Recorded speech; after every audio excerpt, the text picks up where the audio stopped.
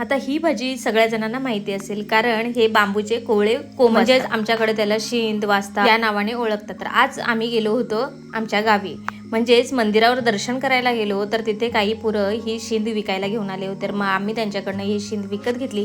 त्यानंतर मी घरी आले आणि अशी किसणीवर किसून घेतली. त्यानंतर रात्रभर पाण्यात भिजवून ठेवली आणि सकाळीच तिची भाजी करायची होती. त्यामुळे मी हळद आणि मीठ टाकून 7-8 शिट्ट्या येईपर्यंत शिजवून घेतलं. त्यानंतर थंड झाल्यानंतर पिळून घेतलं, म्हणजेच त्यातलं सगळं पाणी काढून घेतलं आणि आपण त्याच्या गोल चकत्या केल्या होत्या. तर मी ते सुरीने कापून घेतलं किंवा तसंही टाकलं तरी चालतं. त्यानंतर ही भाजी आपण तेल कांद्यावर करणार आहे, त्याच्यामुळे भरपूर सारा कांदा घेतलेला आहे, लसूण, मिरची आणि कढीपत्त्याच्या फोडणीवर हळद, मीठ, मसाला, गरम मसाला हे सगळं टाकून मस्तपैकी मिक्स करून घेतलेला आहे. आणि आधीच आपण ही शिंद शिजवून घेतलेला आहे, त्याच्यामुळे लगेचच ही भाजी तयार होणार आहे. तोपर्यंत असेच नवनवीन व्हिडिओ पाहण्यासाठी आपल्या चॅनलला सबस्क्राईब करा. चला तर मग खात राहा, स्वस्त राहा, मस्त राहा. बाय.